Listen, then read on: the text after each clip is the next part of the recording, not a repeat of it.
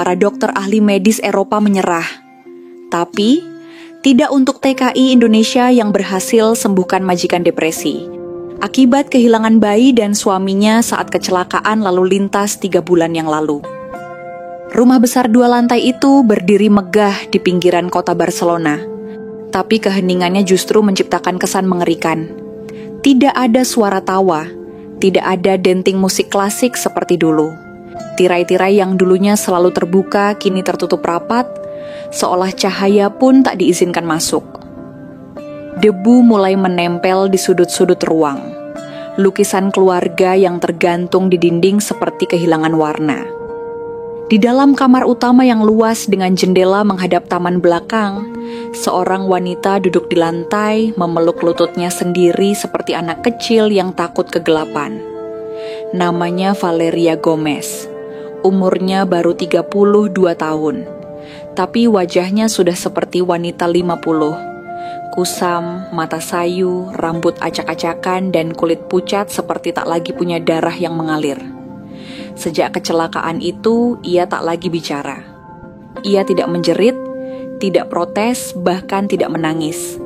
Yang ada hanya tatapan kosong, kadang tertawa kecil sendiri di sudut kamar, lalu diam lagi berjam-jam. Orang-orang menyebutnya gila, tapi bagi satu orang yang tinggal bersamanya, Valeria bukan gila. Ia hanya patah, hancur begitu rupa hingga semua yang tersisa adalah tubuh dan nafas, tanpa jiwa.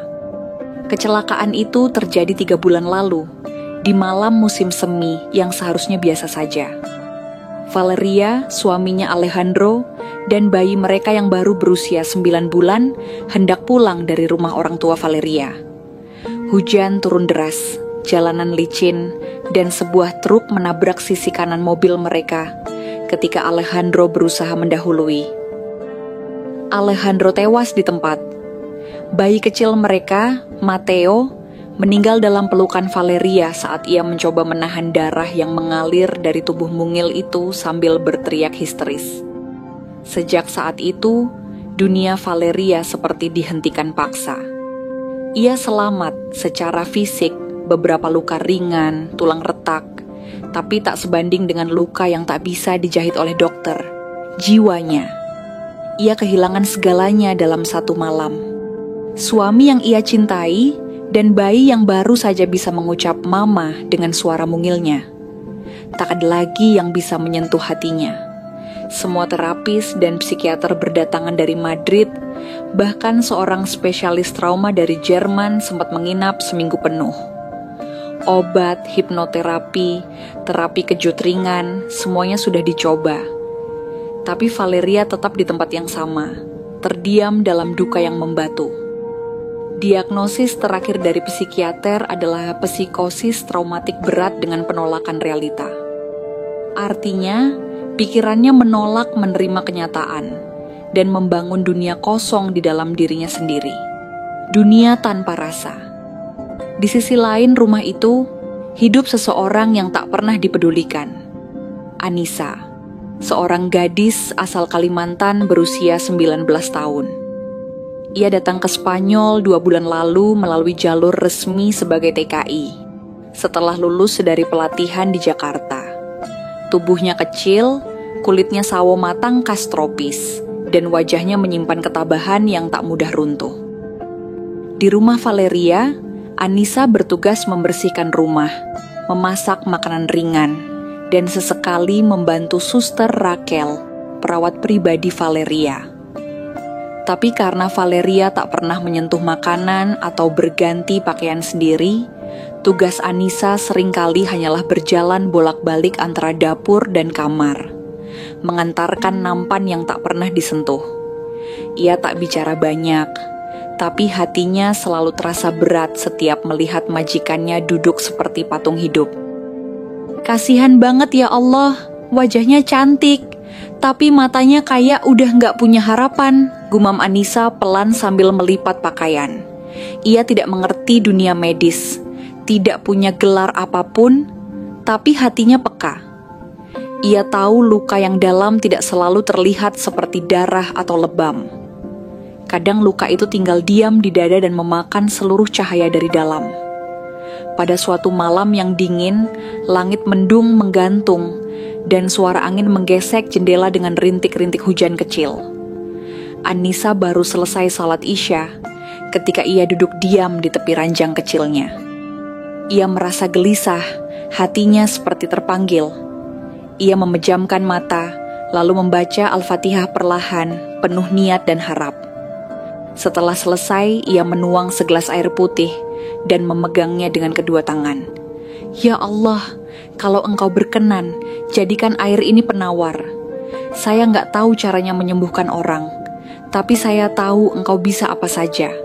Tangannya bergetar saat ia berdiri dan membawa gelas itu menuju kamar Valeria.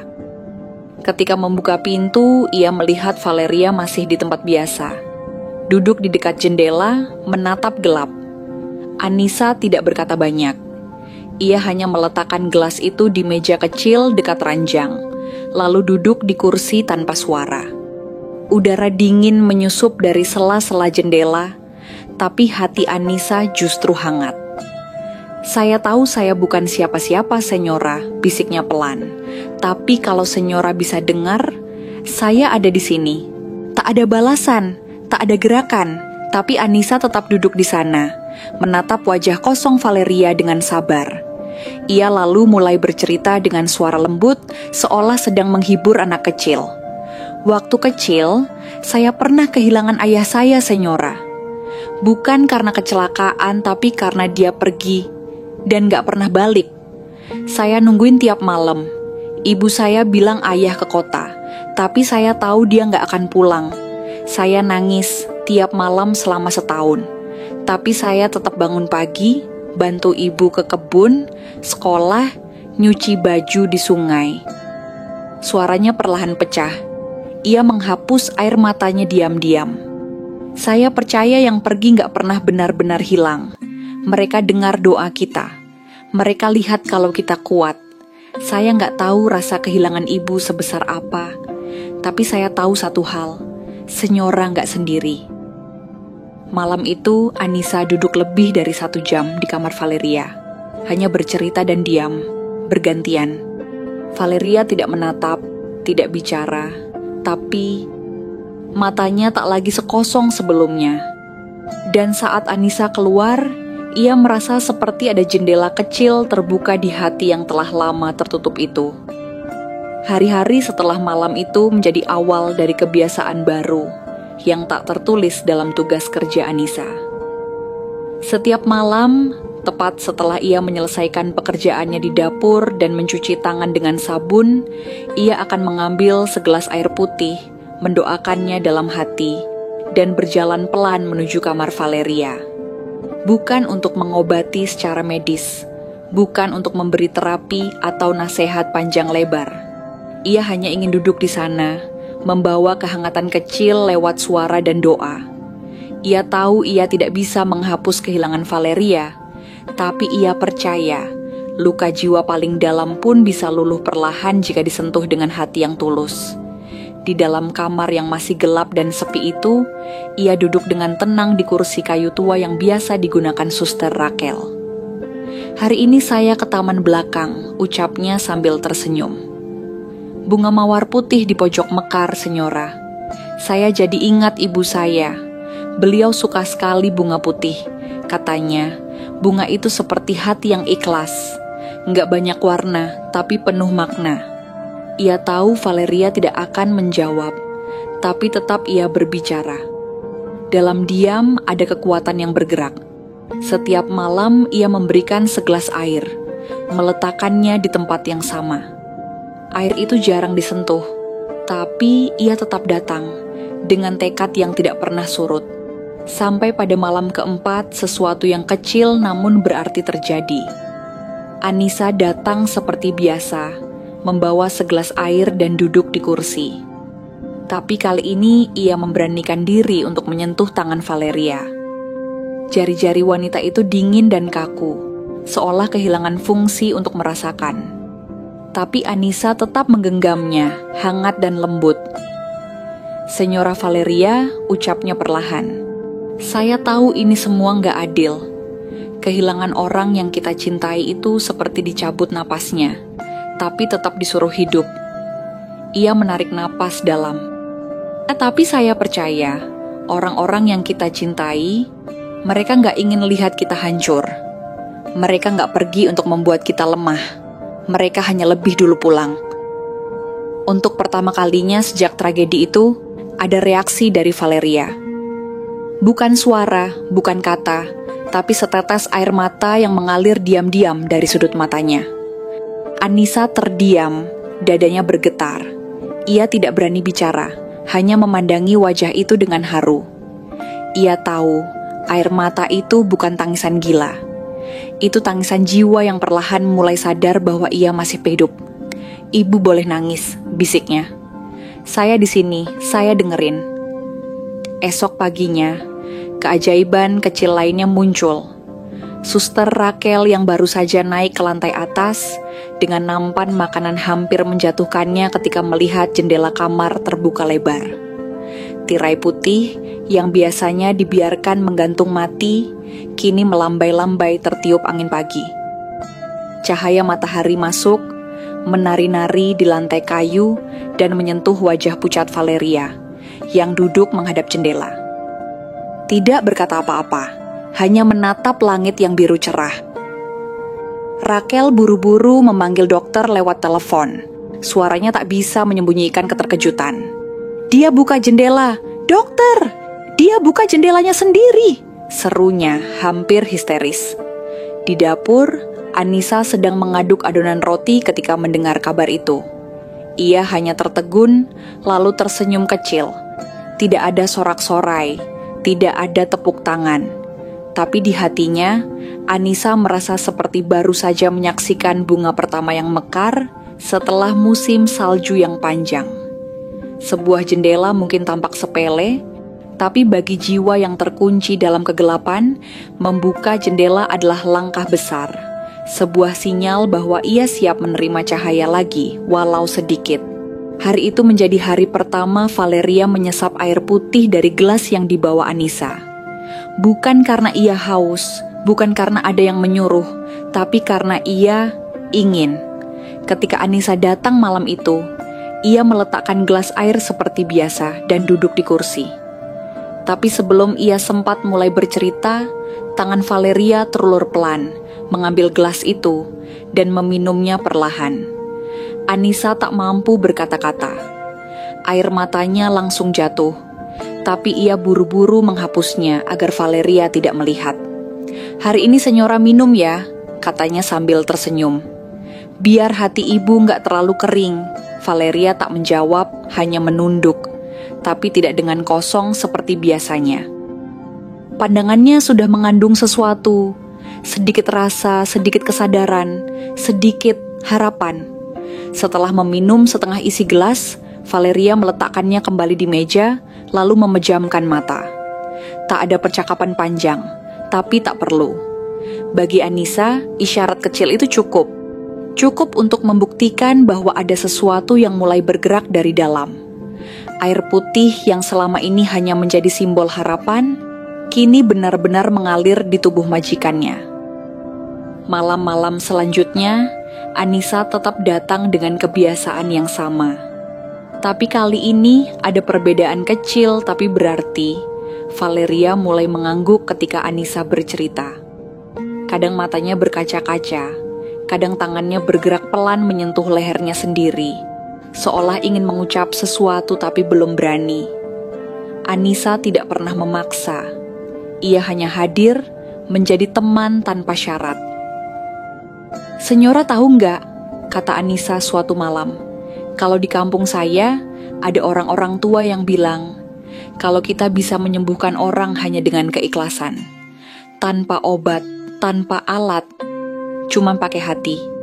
Saya dulu nggak percaya, tapi sekarang saya mulai ngerti maksudnya. Ia tertawa kecil, lalu melanjutkan, "Hati yang tulus bisa menyentuh hati yang hancur, walau pelan tapi pasti." Valeria hanya menatap Anissa, lalu memalingkan wajah ke jendela. Tapi kali ini ada senyum tipis yang sangat samar di sudut bibirnya. Dan bagi Anissa, itu adalah pelita kecil yang mengalahkan semua teori dokter. Hari demi hari berlalu, dan seperti tunas yang mulai muncul dari tanah yang lama kering, jiwa Valeria pun menunjukkan tanda-tanda kehidupan. Anissa memperhatikan perubahan-perubahan kecil itu dengan mata berbinar dan hati penuh harap. Misalnya, Valeria mulai mengusap matanya sendiri ketika menangis, sesuatu yang sebelumnya bahkan tidak ia lakukan. Ia mulai merapikan selimutnya sendiri setiap pagi, walau masih dengan gerakan lambat dan gemetar. Namun, yang paling membuat Anissa terharu adalah ketika Valeria untuk pertama kalinya bertanya, "Hari ini hari apa?" Sebuah pertanyaan sederhana, tapi Anissa sampai harus memalingkan wajahnya karena air matanya mendadak jatuh. "Hari Kamis, Senyora," jawabnya sambil tersenyum, mencoba menyembunyikan isaknya. Anissa tahu bahwa pemulihan bukan tentang hal besar yang terjadi seketika, tapi tentang kehadiran-kehadiran kecil yang muncul di sela-sela luka, seperti sinar matahari yang masuk lewat celah jendela. Dan bagi Valeria, hadirnya kesadaran waktu adalah tanda bahwa pikirannya mulai kembali dari gelap panjang yang membekapnya. Malam ke-14 menjadi malam yang tak akan pernah dilupakan Anissa. Seperti biasa, ia datang ke kamar Valeria setelah semua pekerjaan rumah selesai. Ia membawa segelas air putih, duduk di kursi favoritnya, dan mulai bercerita. Tapi belum sempat ia mengucap sepatah kata, suara pelan menghentikannya. "Kenapa kamu terus datang, padahal aku gak pernah jawab apa-apa?" tanya Valeria dalam bahasa Spanyol yang pelan. Dan sedikit serak, nyaris tak terdengar, Anissa terdiam. Jantungnya berdetak cepat, seperti baru saja disambar petir. Ia menatap Valeria dengan tak percaya, lalu tersenyum lebar, meski air matanya langsung membanjir. "Karena saya tahu Senyora belum mati," jawabnya dengan suara bergetar. "Hati ibu masih di sana, cuma terbenam terlalu dalam. Saya cuma bantu panggil balik, pelan-pelan." Valeria memejamkan mata. Ada genangan air di ujung matanya. Malam itu, untuk pertama kalinya, mereka saling bicara. Sedikit, tapi sangat berarti. Anissa tahu, ini bukan lagi perjuangan satu arah. Valeria mulai membuka pintunya, meskipun masih sempit dan ragu-ragu.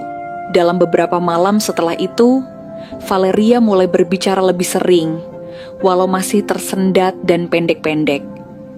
Ia mulai menceritakan kenangan-kenangannya, pelan-pelan, seperti menguliti luka yang belum sembuh. "Matteo suka tertawa kalau aku buat suara bebek. Suaranya belum jelas, tapi dia bisa bilang, 'Mama,'" katanya sambil menatap kosong ke langit-langit. Anissa mendengarkan dengan penuh perhatian, tidak menyela, hanya menggenggam tangan Valeria agar ia tahu bahwa ia tidak sendiri. Suatu malam, Valeria menangis keras. Untuk pertama kalinya sejak kecelakaan itu. Tubuhnya gemetar, tangannya mencengkeram bajunya sendiri. "Aku yang nyetir malam itu, aku terlalu cepat. Kalau saja aku berhenti sebentar di lampu merah itu, mungkin."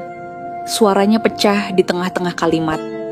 Anissa langsung memeluknya erat. "Senyora, jangan salahkan diri sendiri. Semua ini bukan salah ibu," bisiknya sambil menangis bersama. Mereka berdua larut dalam pelukan, air mata mengalir seperti hujan setelah musim kemarau. Malam itu bukan hanya malam penuh air mata, tapi juga malam pengakuan, di mana luka yang selama ini dipendam akhirnya berani keluar dari persembunyiannya. Seminggu kemudian, dokter yang selama ini menangani kasus Valeria datang untuk kunjungan rutin. Dokter muda dari Madrid itu bernama Dr. Luis, seorang spesialis trauma psikis yang terkenal dengan pendekatan ilmiahnya. Ketika ia memasuki kamar Valeria, ia nyaris tidak mengenali pasiennya. Valeria sedang duduk di kursi dekat jendela. rambutnya disisir rapi, dan ada buku catatan kecil di pangkuannya. Ia bahkan menoleh dan tersenyum samar saat Dr. Luis menyapa. "Bagaimana kabar Anda hari ini, Senyora Gomez?" tanya sang dokter agak kaku. "Lebih baik," jawab Valeria pelan tapi jelas. Dr. Luis menatap Suster Raquel dengan alis terangkat. "Apa terapi barunya? Obat? Jenis stimulasi apa yang digunakan?" tanyanya cepat. Suster Raquel tersenyum sambil mengangguk ke arah dapur. "Tidak ada terapi medis, dokter," jawabnya pelan.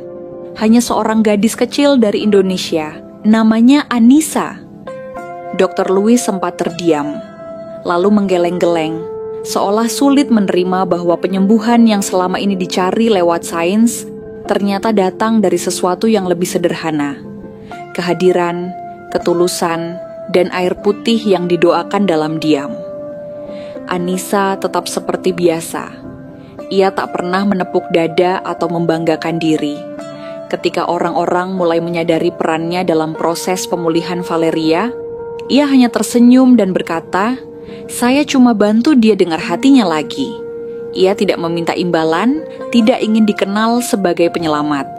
Ia bahkan masih melakukan pekerjaan rumah seperti biasa, mengepel lantai, mencuci baju, memasak bubur, dan membersihkan taman. Namun, hubungan antara dia dan Valeria kini berbeda. Bukan lagi sekadar majikan dan pembantu, tapi seperti dua perempuan dari dunia berbeda yang dipertemukan oleh luka, lalu disatukan oleh kasih. Valeria mulai menyebut namanya dengan suara lembut dan penuh rasa hormat. "Gracias, Anissa. Por estar aquí conmigo," ucapnya suatu pagi. Anissa hanya tersenyum sambil menyuguhkan secangkir teh. "Sama-sama, Senyora. Saya juga belajar banyak dari Ibu. Tentang hidup, tentang kehilangan, dan tentang bertahan." Ia menatap mata Valeria dalam-dalam lalu menunduk. Karena ia tahu, kadang yang paling menyembuhkan bukan tangan seorang dokter, melainkan hati yang mau hadir, mendengar, dan mencintai tanpa syarat. Hari-hari di rumah besar itu kini mulai terasa hidup kembali. Tidak seceria dulu, mungkin, tapi ada getaran kecil yang kembali menggeliat di sudut-sudutnya, seperti akar yang diam-diam tumbuh di bawah tanah. Salah satu perubahan yang paling terasa adalah ketika Valeria mulai melukis kembali. Awalnya hanya coretan pelan di atas kertas kosong, tanpa bentuk atau tujuan, tapi lama-lama berubah menjadi bentuk-bentuk yang lebih utuh, bunga, awan, matahari, dan sosok kecil yang duduk sambil tersenyum. Anissa yang melihat lukisan itu sempat bertanya dengan polos, "Ini gambar siapa, Senyora?" Valeria menatap lukisan itu sejenak, lalu berkata, pelan, "Itu kamu." Anissa terdiam, menatap gambar gadis berhijab sederhana yang sedang memegang gelas air di tengah taman yang cerah. Lukisan itu seperti berbicara banyak hal yang tak terucap, tentang harapan, tentang kehadiran yang menyembuhkan, dan tentang cahaya yang datang tanpa suara. "Kamu datang saat aku tidak punya siapa-siapa," lanjut Valeria. "Kamu seperti matahari kecil dari timur." Anissa tersenyum malu-malu, lalu berbisik, "Saya cuma datang karena Allah izinkan, Senyora. Saya nggak punya apa-apa, cuman segelas air dan hati yang tulus." Suatu malam ketika angin musim panas meniup lembut tirai kamar, Valeria mengajak Anissa duduk bersamanya di balkon. Mereka berdua menikmati senja, langit oranye keemasan, dan aroma lavender dari taman belakang. "Aku masih belum sepenuhnya sembuh, kamu tahu," kata Valeria sambil memeluk kakinya di kursi. "Kadang rasa bersalah itu datang lagi, seperti bayangan yang diam-diam mengikuti." Anissa mendengarkan dengan sabar, menatap langit seolah mencoba menangkap ketenangan dari cakrawala. "Ibu nggak harus sembuh total sekarang," jawabnya lembut. "Kadang luka itu nggak perlu dihapus, cukup dipeluk, diterima, dan disayangi, sampai dia nggak nyakitin lagi." Valeria mengangguk pelan. "Anissa, boleh aku tanya satu hal?" Anissa menoleh. "Boleh, Senyora." Valeria menatapnya dalam-dalam lalu bertanya, Apa kamu percaya bahwa cinta bisa menyembuhkan orang? Anissa tersenyum tipis, menahan haru. Saya percaya cinta bisa hidup dalam doa, dan saya percaya cinta itu bukan harus besar, tapi harus tulus. Sejak saat itu, hubungan mereka bukan hanya antara majikan dan asisten rumah tangga. Ada sesuatu yang tumbuh diam-diam, rasa saling menghargai yang dalam, saling memahami tanpa banyak kata. Valeria mulai belajar membuat masakan Indonesia, walau rasanya seringkali keasinan atau terlalu pedas. Anissa akan tertawa dan membantu memperbaiki resepnya.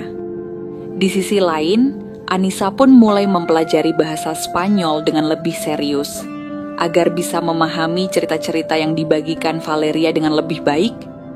Di dapur, mereka sering terdengar bercakap-cakap dalam bahasa campuran. "¿Qué es esto?" tanya Valeria sambil menunjuk tempe. "Ini tempe, senyora, dari kedelai. Enak kalau digoreng pakai sambal," jawab Anissa bangga. Kadang mereka tertawa bersama, kadang menangis tiba-tiba karena satu lagu, atau satu aroma yang mengingatkan pada seseorang yang telah pergi. Tapi yang paling indah adalah mereka kini saling mengisi kekosongan satu sama lain. Seperti dua dunia yang awalnya bertabrakan, kini saling melengkapi dalam sunyi yang penuh makna. Pada suatu malam yang sunyi, setelah semua pekerjaan selesai dan Valeria sudah tidur, Anissa duduk sendiri di balkon, menatap langit yang penuh bintang. Ia memeluk kakinya seperti yang sering dilakukan Valeria, dan menengadah. "Ya Allah," bisiknya pelan, "terima kasih. Saya cuma pengen bantu, tapi ternyata engkau kasih saya pelajaran tentang banyak hal. Tentang kehilangan, tentang bertahan, dan tentang kasih sayang yang gak kenal batas."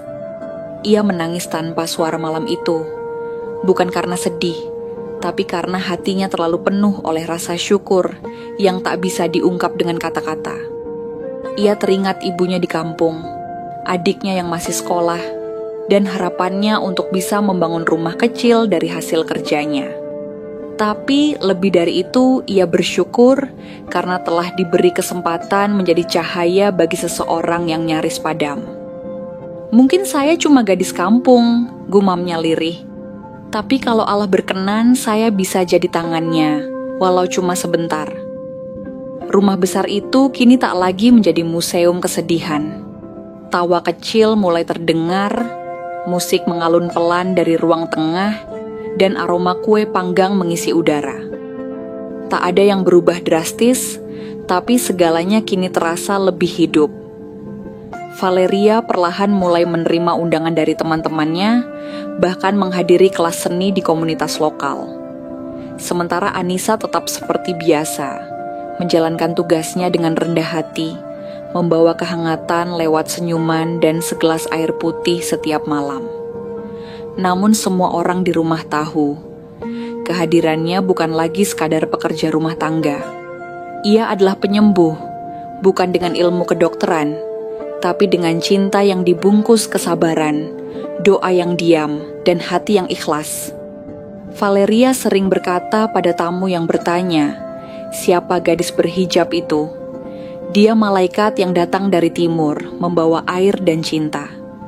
Dan Anissa hanya akan menunduk sambil tersenyum, karena ia tahu, kadang cinta tak perlu bising, cukup hadir. Cukup setia, dan kadang segelas air putih yang diberi dengan ikhlas bisa menyembuhkan luka yang tak mampu diobati siapapun.